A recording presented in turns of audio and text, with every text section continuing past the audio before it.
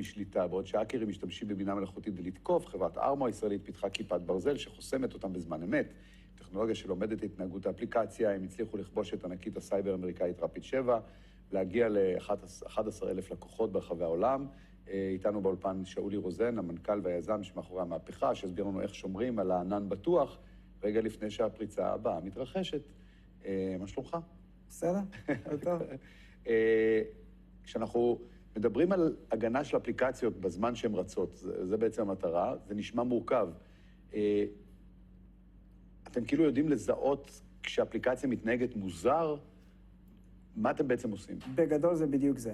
אם עד היום, כדי להגן על אפליקציות, היו סורקים את הקוד שלהם ובודקים איזה בעיות יכולות להיות להם לפני שהן רצות, בעולם החדש, שבו אפליקציות, בעיקר אפליקציות AI, רצות ומתנהגות בצורה שהיא לא predetermined, הן לא מוחלטות לפני על ידי הקוד, או אפילו הקוד נכתב תוך כדי ריצה, הרבה יותר קשה להשתמש בשיטות הישנות האלה, ולכן אנומליות וזיהוי של התנהגות לא נכונה של אפליקציה, זה בעצם הדרך היחידה לפתור כאלה בעיות ולהגן מפני כאלה סוגים של תקפות. אז אתם תוקפים או מגינים?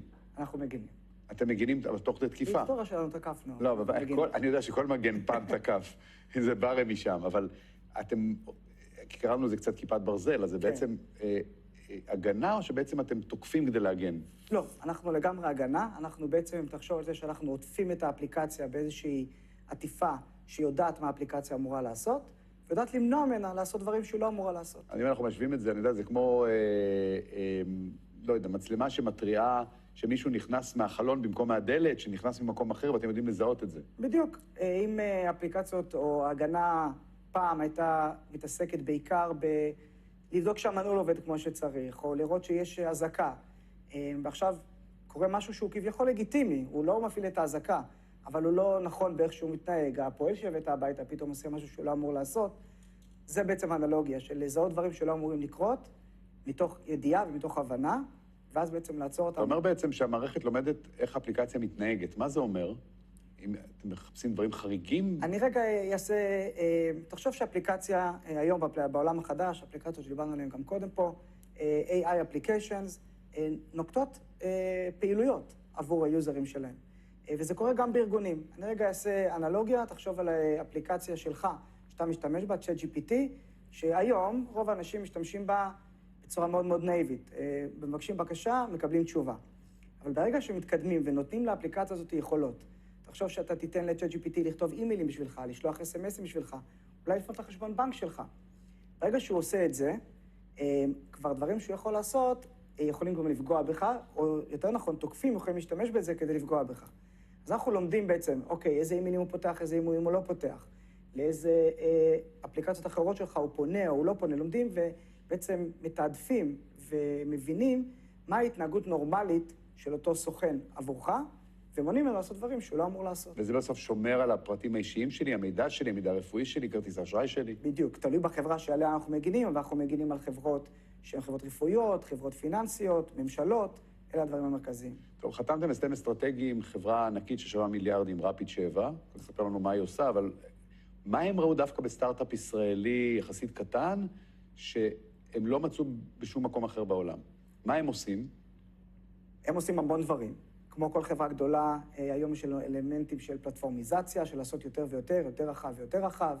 הם בודקים פגיעויות, הם עושים, נותנים שירותים של הגנה עבור חברות, מגיבים עבור אירועים כשהם קורים ברגע שהם קורים. יש להם פורטפוליו מאוד מאוד רחב. מה שאין להם זה פוקוס, מה שאין להם זה מה שיש לסטארט-אפ. לנו יש אנשים שחיים תחום מאוד מאוד מסוים, מבינים הגנה בזמן אמת יותר טוב מכל אחד אחר בעולם. אני חושב ששותפות כזאת היא בעצם ווין ווין מהבחינה שהם מקבלים טכנולוגיה שאין בשום מקום אחר בעולם, טכנולוגיה מתקדמת, ואנחנו מקבלים גישה ל-11,000 לקוחות. אני בתור יזם, אני יודע, אם אני מדבר עם לקוח, הוא מבין אותי, הוא מבין מה אני רוצה, הוא מבין מה הוא רוצה, והוא צריך את המוצר שלי. בעיה שאני לא יכול מחר לדבר עם 11,000 לקוחות. כן, והם יכולים. הם לא יכולים, הם עושים את זה כל יום. אני מבחינתי, העסקה הזאת תביא לי עוד 400 אנשי מכירות לארגון שלי. כן, אבל בן לילה המוצר שלכם הפך להיות זמין גם לאלפי חברות בעולם, ואתם עדיין חברה קטנה של 30 עובדים בתל אביב. איך נערכים לקפיצת מדרגה כזאת? עם חברה פחות קטנה. גדלים, מביאים אנשים שיתמכו במה שצריך לתמוך, אני מאוד מאוד שמח בזה שהטכנולוגיה שלנו היא מאוד מאוד סקיילבל, היא סקיילבל, איך אומרים בעברית?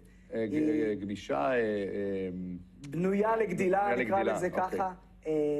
מותקנת כבר בהמון מקומות מאוד מאוד גדולים, אז התמיכה פתאום בהרבה לקוחות היא לא משהו שהוא גם פיתחתם אותה בקוד פתוח, שהיא חשופה ושיתופית, והיא לא סגורה בכספת, למה? נכון, יש לנו בעצם שתי גרסאות, יש לנו גרסת קוד פתוח, ויש את הגרסה שהיא הגרסה העסקית שלנו, שאותה בעצם Rapid7 תמכור, אבל באמת הניסיון מהקוד הפתוח, שהיום מותקן במעל 100,000 לקוחות, תבין, אז 11,000 לקוחות ישלמו, ויש כבר מעל 100,000 יוזרים שמשתמשים במערכת הזאת יום-יום, ולכן היא בעצם בנויה לגודל הזה וכבר מוכנה לכל הדברים האלה. אמרת שהתוכנה שלכם, או האפליקציה שלכם, יודעת לנתב מחדש אפליקציה שהתחילה להשתגע. יש לך דוגמה לזה, ספציפית? כן, תחשוב על אפליקציה שפתאום פונה החוצה לאיזשהו תוקף, או ל-URL, או אתה יודע מה, זו הדוגמה הכי טובה, אבל אפליקציה שלא אמורה לפנות לאינטרנט, אוקיי? פתאום פונה לאינטרנט. או אפליקציה שלא אמורה לפנות לדאטאבייס שיש בו כרטיסי אשראי, פתאום פונה לכרטיסי אשראי. אתם יודעים לזהות את זה. יכולים לזהות את זה, או אפליקציה שלוקחת מהדאטאבייס, גודל מסוים של מידע, פתאום לקחת יותר מידע. אז איפה אתם נמצאים על המחשבים או על השרתים, על הענן? בענן, אוקיי. האנלוגיה שעשיתי למחשב פרטי היא אנלוגיה נחמדה, אבל אנחנו מגינים על ארגונים גדולים. כן. ארגונים גדולים האלה הם רצים בענן, בעצם כל האינפרסטרקצ'ר שלהם, כל האפליקציות שלהם רצות בענן, ואנחנו רצים שם. אמרת כיפת ברזל, אני חושב שאנחנו כיפת ברזל לכל אפליקציית ענן כזאת שרצה. אז זה מיועד לארגונים גדולים שיש להם הרבה מאוד דאטה והרבה מאוד מה לאבד. נכון. בואו ניקח 3 שנים מעכשיו, זה גם קצת, אתה יודע, איפה ארמו תהיה? אתם רוצים להמשיך להיות שחקן עצמאי, או אולי כמו רוב החברות סייבר בזמן האחרון שעושים אקזיטים ענקיים? אז אתה יודע, אומרים, הכל תלוי במחיר, נכון? כן. אבל בשורה התחתונה אנחנו היום במקום של גדילה, אנחנו רוצים למכור עוד, להגדיל את ההכנסות שלנו, לתת יותר value ללקוחות שלנו וליותר לקוחות בעולם, ומשם לאן שזה יגיע, זה יגיע. טוב, נאחל לכם המון בהצלחה. תודה רבה. ותודה רבה. זה הזמן לצאת להפסקה קצרה אחרי הקור הקיצוני בארצות הברית.